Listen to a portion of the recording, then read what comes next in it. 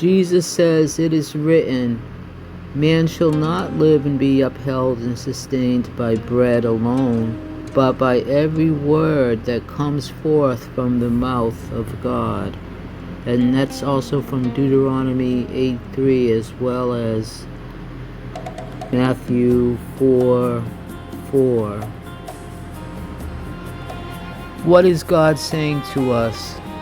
Let's take heed to His word, His words to us. As we know, in the Bible and in many religions, God declares that He or she is love. Love. God is love. Holy love. Therefore, God wants us to love ourselves and others. As we know, love is not about ego. It doesn't look for glory for itself. It holds no grudge. It forgives all and is thankful to God for every soul. How do we live like that? We must accept and have faith in God's word. God is love, and God resides within each one of us. God's love is inside of us, and we can access that by faith and action. Love cares tenderly for other people and for oneself.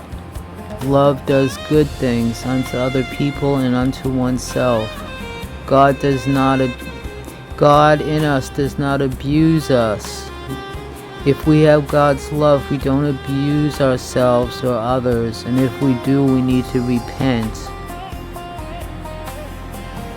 Being mean or cold to others, playing games, being manipulative, and or drinking, smoking, doing drugs, being lazy, being overeating, being promiscuous, all these things are sins against oneself and others and are not of God. God is love. God is goodness and love, and He wants us to live in that, in His peace, in His fullness, in His wholeness. This has been Marita Renee Rain. May we live in God's love.